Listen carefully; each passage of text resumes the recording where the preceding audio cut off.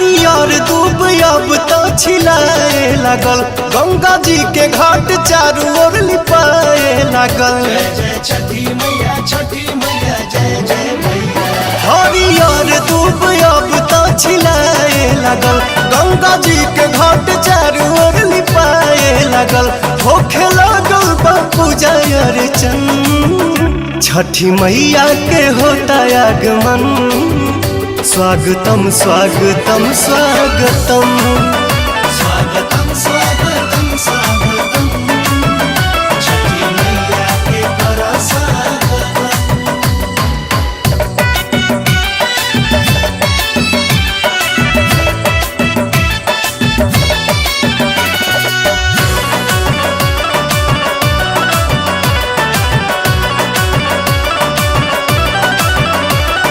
सजल बाजार सेवा अनार, नारियल शरीफा सिंघड़ा बिकाता।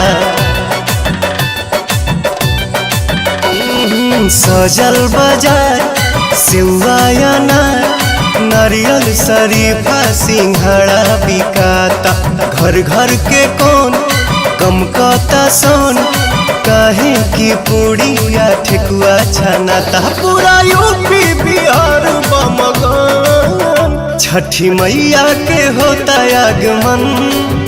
स्वागतम स्वागतम स्वागतम, स्वागतम स्वागतम स्वागतम, छठी मैया के करो स्वागतम।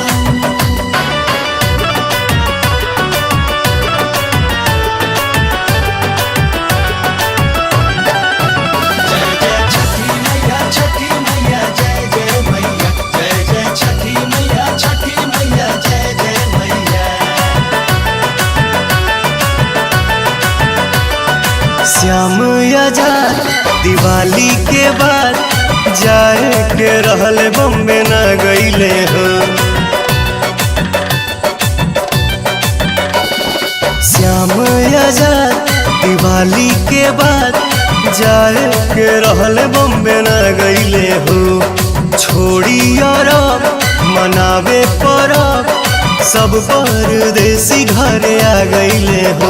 मेहरी संगे छठ करी है पमान, छठी मैया के होता आगमन।